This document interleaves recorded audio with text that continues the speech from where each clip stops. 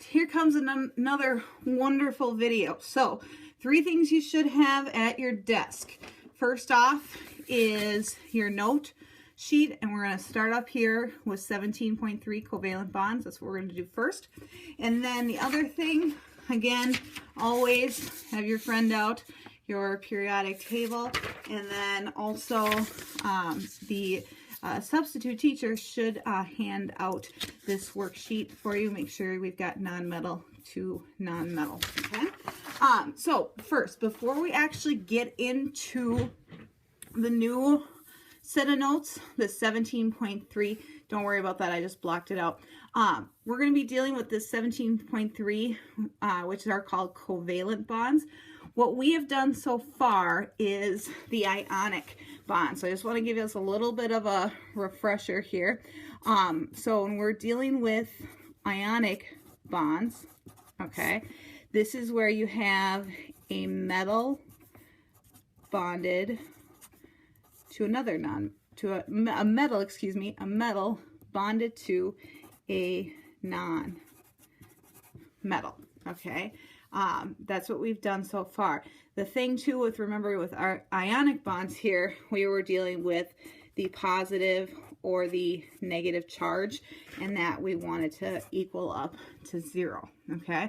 So those are the ionic bonds. So everything we've done so far is ionic bonds. The other thing that I do want to mention here as part of the definition here, I want you to write transfer. It says transfer, sorry, my spelling and squishy handwriting. Transfer of electrons, okay? Because what we did, just out of simple little quick example, our lovely NaCl, okay, and our 1 dot of our sodium, okay, this one got transferred over to there, which ended up causing our sodium with a 1 plus, and now the chlorine with a 1 minus. So that's the transfer of electrons. So that's the ionic bonds, okay? All right, so first thing, covalent bonds, something completely different here, okay? And we'll get actually into the definition of what it is here in just a little bit as we go further down your notes. So first thing, what happens to 2 non-metals? And there's the key. For a covalent bond, you have to have non-metals and only non-metals, okay? The ionic bonds are the metals. The covalent bonds are the non-metals, okay? And we're going to say in your notes that it says put together such as F2. So here's what we're going to do. We are going to draw 2 fluorines for F2. Fluorine has 7 valence electrons, as we are all very familiar with from our last unit. Just like that. Now, the goal of any compound is to reach that maximum or that magic number of 8, okay? So what happens with this one, okay? It's not really a transfer yet, it kind of is. Up here, we transferred it and nothing happened coming backwards. Covalent bonds come backwards, okay? So this 1 dot of fluorine is going to get transferred over to that one, but then on the same time, the other one from fluorine is going to come backwards, and that's the covalent bond. You have 1 and then back at the same time, and so what happens is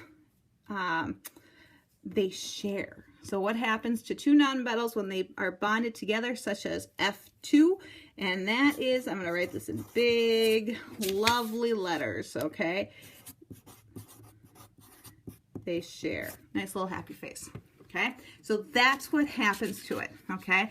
Ionic transferred, covalence share. So actually, I wrote this a little early here. So what happens to 2 nonmetals when they're bonded together, such as fluorine, okay? They share.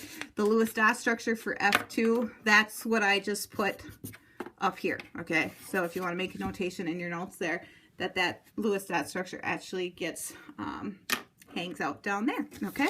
All right, so our covalent bond, okay, is an attraction. Let me write this in black. Is is an attraction between, okay, between two atoms, is an attraction between two atoms that share electrons.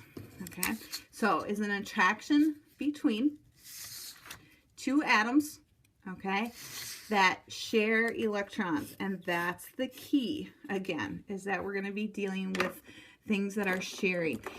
This is the formal definition. If you want to further classify it, okay, these two atoms that I was talking about here in the definition, those two have to be both non-metals, both.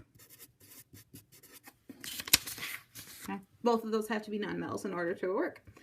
All right, covalent compounds, bonded together by, here's the important key word here, by shared bonds. Again, shared, that's the covalent compound. Ionic is transferred, covalent is shared. Okay. When drawing the Lewis structure for the covalent compounds, the shared electrons represent a line, okay? So again, F2, I'm just going to draw this really, really quickly here. Okay. And then, like I said earlier, one goes there, one goes there.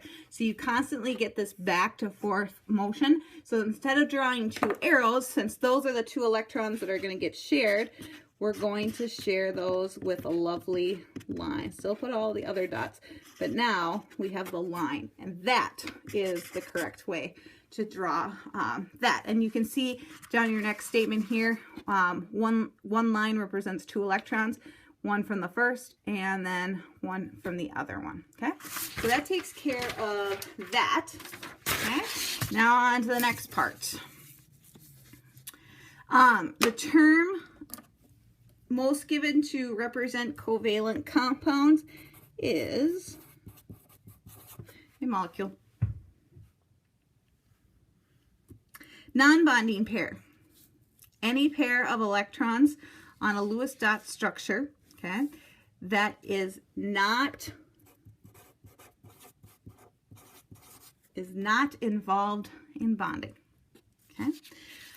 Flip side bonding pair is a pair of electrons that is involved. Okay, so let me show you what I mean by this with one little structure. It'll be the easiest to do. And I'm going to show you the compound NH3. Okay, so we always start with our first element first. So I'm going to have nitrogen, and nitrogen has 5 valence electrons. Okay. And then we have 3 hydrogens, each at the place where there's only one dot. Okay?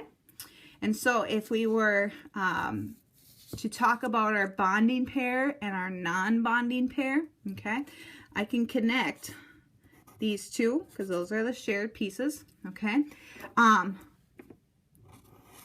The lines, okay, that are shared, those are simply your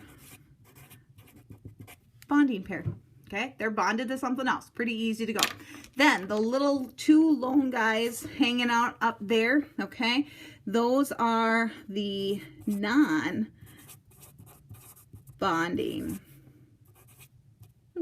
pair.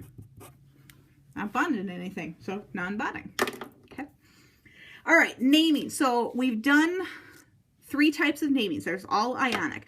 The first one we did was metal to a non-metal, just regular, nothing scary about that one. The second one was the transition metals, which needed the Roman numerals. And the third one is the polyatomic ions. And the fourth and final one that we have to do is naming covalent compounds. Okay, now covalent compounds for naming, they're the easiest. Okay, and the thing that I see all the time is that students want to use this rule because it's the easiest for every single compound that we've talked about. There's 4 compounds. 3 of them are with charges. This last one is with no charges because we've got negatives, we've got nonmetals. And so it becomes easier, but do not get carried away with this rule because it is the easiest, okay? Let's see here, what do I want to do first? We'll go through the rule here. We'll write our rule here down, okay? We're going to do a prefix, and then we're going to do the non-metal, okay? And I'll show you what I mean by prefix, okay? And then you do followed by another prefix of a non-metal followed by a prefix of the second non-metal. Okay, so that's the rule. That's the rule for naming. The prefix tells you the number, okay? And that's the key thing. And that's why things actually get easier for us, okay? And the reason why here, okay, let me move this up a little bit, is when you're looking at your non-metals, okay? So actually, let's go to the periodic table. This will make it a little simpler, okay? Again, non-metals would be carbon all the way down here to radon, okay? Over to astatine, up, iodine, over, selenium, up, phosphorus, over,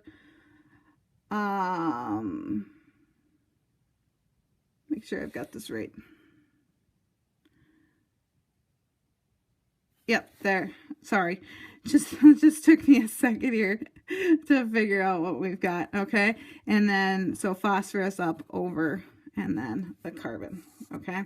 So we have 1, 2, 3, 4, 5, 6, 7, 8, 9, 10, 11, 12, 13, 14, 15, 16, 17. There are 17 non-metals, okay? Out of 100 and we'll say 112 other elements, okay?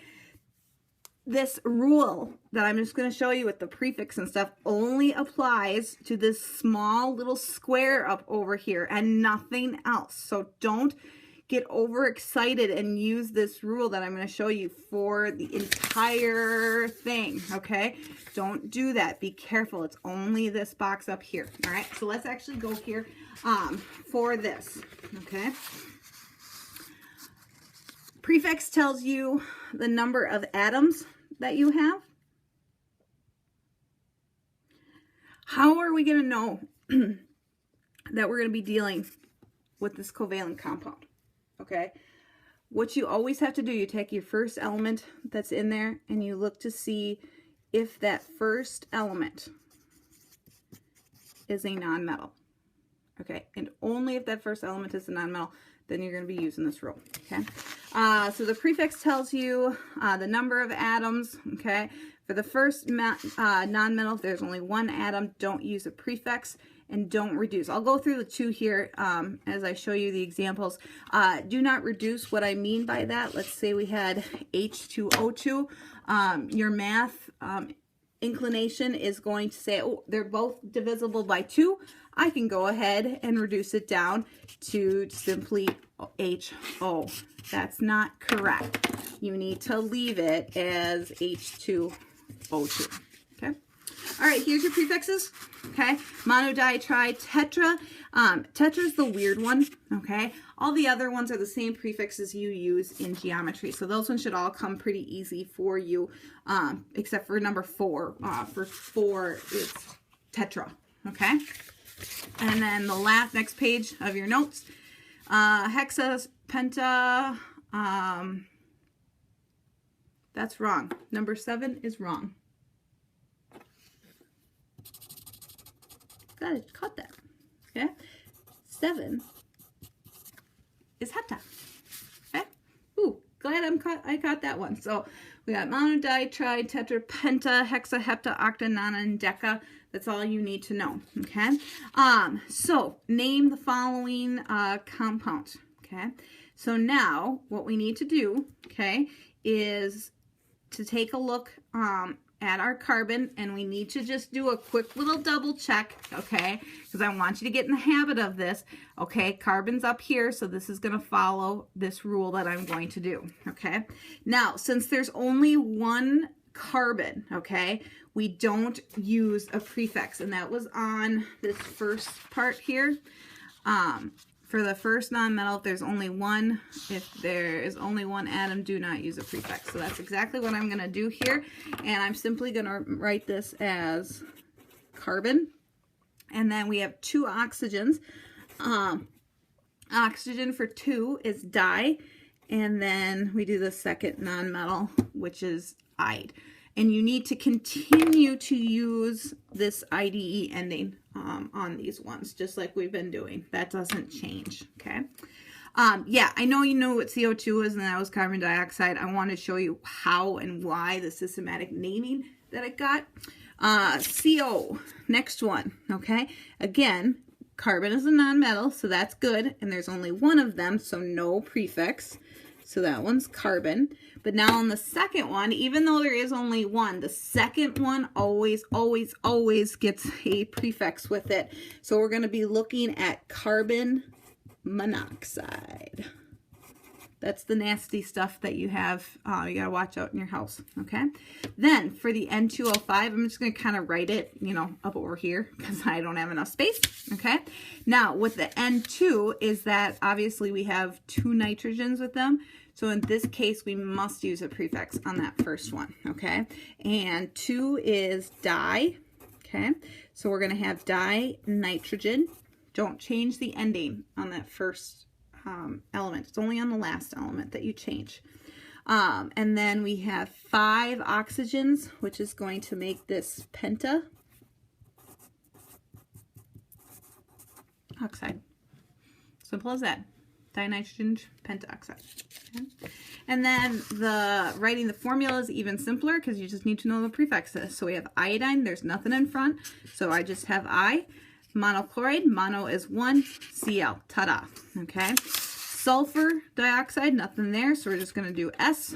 Fluorine has got 2 with the di, okay?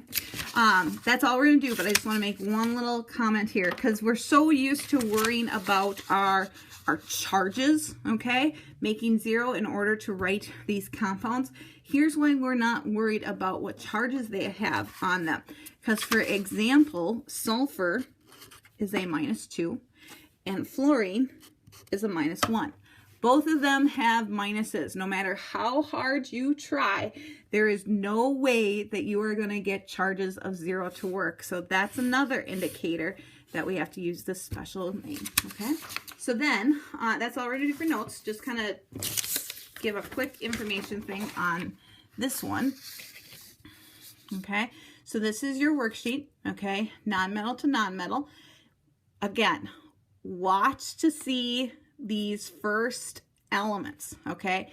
Do they get the prefixes? Because I will tell you, starting at about the middle over here, not every one of them needs a prefix. Some of them have metals, which are the ionic bonds that we've talked about with the charges. So don't just start to get rule, you know, this covalent easy rule naming happening on.